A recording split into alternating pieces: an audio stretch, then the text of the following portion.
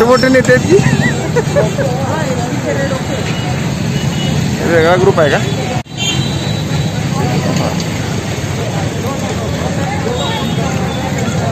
तुम्ही पण सहभागी वेगवेगळे ग्रुप आहेत का?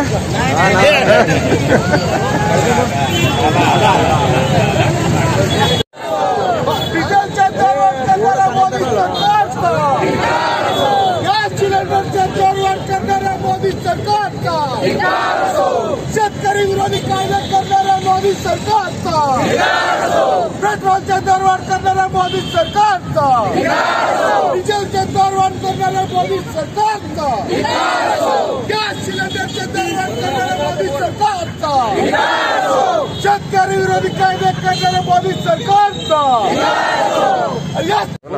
आज केंद्र शासनाने पेट्रोल, डिझेल तसंच घरगुती गॅस याच्या किमतीत दामदुपटीने वाढ केलेली आहे. जागतिक पातळीवर क्रूड ऑइलचा भाव कमी असताना सुद्धा भारत देशामध्ये पेट्रोल व डिझेलचे भाव गगनाला भिडलेले आहेत. आज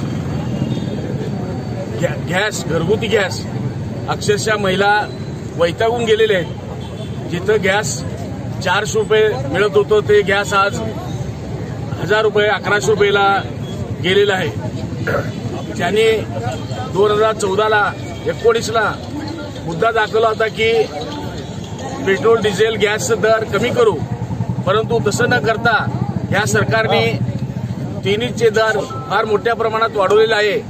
आणि तसेच आज गरिबावर, शेतमजुरावर, सर्वांवर बेरोजगार असलेले यांच्यावर फार मोठा आघात झालेला आहे.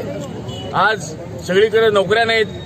तसं असताना सुद्धा भाव वाढ झालेला असताना सुद्धा पेट्रोलचे दर वाढलेले आहेत. पेट्रोल, डिझेलचे दर वाढलेले आहेत.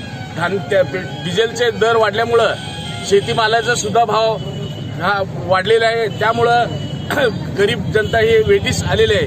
अशा सरकारचा सोलापूर शहर काँग्रेस कमिटीच्या वतीने